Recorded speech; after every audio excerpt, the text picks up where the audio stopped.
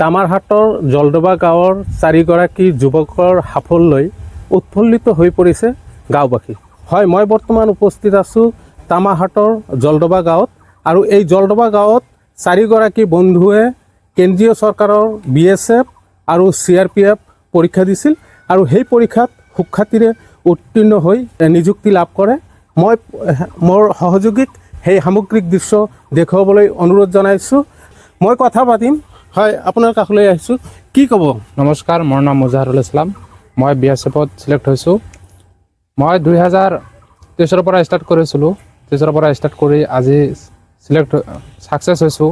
বহুত ভাল লাগিছে। ঘৰৰ মানুহ ইমান কষ্ট কৰি পঢ়াইছিল, গাখীৰ বেচাই পঢ়াইছিল, মানুহৰ ঘৰত কাম কৰিছিল, দেউতা কৃষি আবাদ কৰি মানে বহুত কষ্ট কৰি পঢ়াই আজি ছাকচেছফুল হৈছোঁ। বহুত আনন্দ লাগিছে, ঘৰৰ মানুহ আনন্দ পাইছে। যে বৰ্তমান যিবিলাক যুৱ প্ৰজন্ম আছে তেওঁলোকক ক'ব বিচাৰিছোঁ যে ইনাই ফিনাই সময় নষ্ট নকৰি মোবাইল গেম নেখেলি অলপ পঢ়া শুনা কৰিলে, ফিজিকেল কৰিলে নিশ্চয় কিবা এটা পথ লাভ কৰিবলৈ সক্ষম হ'ব। আৰু মোৰ লগতে আৰু 3জন বন্ধু আছে, একে গাঁৱৰে হয়।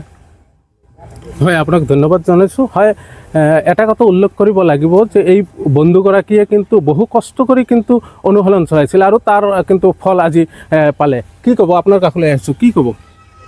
আপোনাৰ নাম? মোৰ নাম উমানন্দ ৰায়। কিহত পালে আপুনি? মই BSFত পাইছোঁ। আৰু এগৰাকী আছে, মই কথা পাতিম। হয়, আপোনাৰ নাম? নমস্কাৰ, মোৰ নাম স্বপন ৰায়। মই CRPFত চিলেক্ট হৈছোঁ। বহুত ভাল লাগিছে আৰু চিলেক্ট হৈ। হয়, আৰু এগৰাকী আছে, মই কথা পাতিম। নমস্কাৰ, মোৰ নাম ৰূপক জ্যোতি বৰ্মন। মই CRPFত পাইছোঁ। মই ভাল লাগিছে, মা দেউতা বহুত ভাল পাইছে।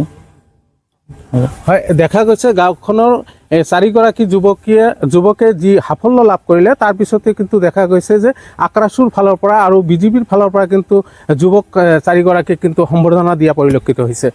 মোৰ সৈতে আক্ৰাসুৰ বিষয়ববী আছে, মই কথা পাতিম। হয়, কি ক'ব? হয়, প্ৰথমতে আসাম টকশ্বক সাংবাদিক বন্ধুসকলক মই আন্তৰিক অভিনন্দন জ্ঞাপন কৰিছোঁ তথা বিগত ভোগালী বিহুৰ অভিনন্দন জ্ঞাপন কৰিলোঁ। ভাল লাগিছে আজি আমাৰ ইমান দুখীয়া গাঁৱৰ পৰা যে 4 বন্ধু একেলগে মানে অৰ্ধসামৰিক বাহিনীত চাকৰি লাভ কৰিছে, সেইকাৰণে আমি নথৈ আনন্দিত হৈছোঁ। কাৰণ সিহঁতে আজি বহুত দুখীয়া ঘৰৰ ল'ৰা সিহঁতৰ মাক দেউতাকে বহুত কষ্ট কৰি সিহঁতক পঢ়াইছিল আৰু সিহঁত 4জনে যে এটা লক্ষ্য কৰি লৈছিল যে দেশ মাতৃ সেৱা কৰাৰ কাৰণে আজি 3 বছৰ 4 বছৰ 5 বছৰ ইমান দুখীয়া ঘৰৰ ল'ৰা হৈও যে আজি কষ্ট কৰাৰ ফলত সিহঁতে সুফল লাভ কৰিছে।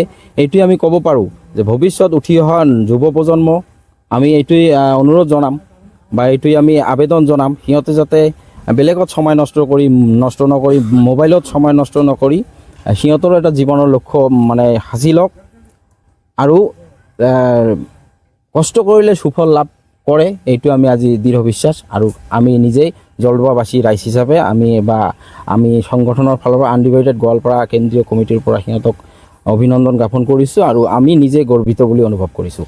হয়, আপোনাক ধন্যবাদ জনাইছোঁ। হয়, BJPৰ বিষয়ববী আছে, মই কথা পাতিম।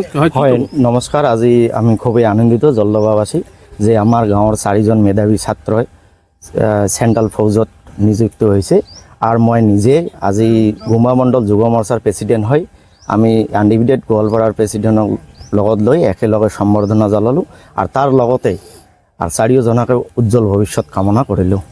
হয়, আপোনাক ধন্যবাদ জনাইছোঁ।